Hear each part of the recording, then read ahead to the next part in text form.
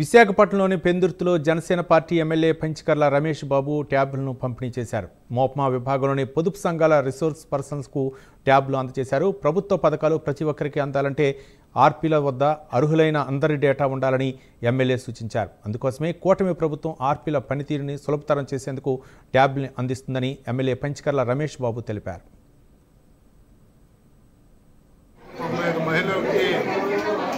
ట్యాబులు పంపిణీ కార్యక్రమంలో భాగంగా ఈరోజు ఇక్కడ అందరికీ కూడా ఇవ్వటం జరిగింది.